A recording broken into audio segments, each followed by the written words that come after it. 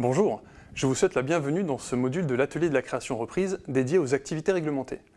Alors déjà, dans un premier temps, qu'est-ce qu'une activité réglementée? Eh bien, c'est tout simplement une activité qui va nécessiter, pour pouvoir être exercée, que le futur chef d'entreprise soit titulaire d'un certain nombre d'agréments ou d'autorisations spécifiques. Nous allons prendre le cas d'un restaurant. Eh bien, pour ouvrir un restaurant, il faut que le porteur de projet soit titulaire d'un permis d'exploitation, qui est donc une formation se tenant sur 1 à 3 jours.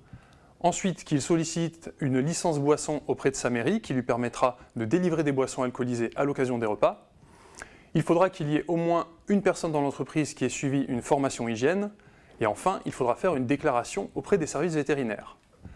Alors la question que vous êtes en droit de vous poser, c'est à quel moment est-ce que je dois être en possession de mes agréments ou de mes autorisations spécifiques?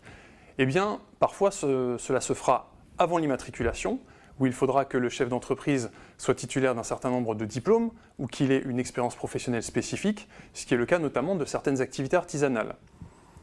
Il y aura aussi d'autres formalités qui devront être effectuées après l'immatriculation au registre du commerce et des sociétés ou au répertoire des métiers.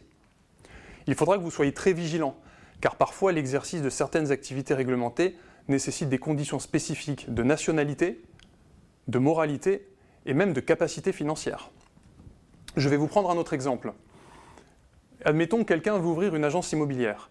Eh bien, il faudra pour cela que le porteur de projet soit titulaire d'un certain nombre de diplômes ou qu'il puisse justifier d'une expérience professionnelle dont la durée est variable, spécifique.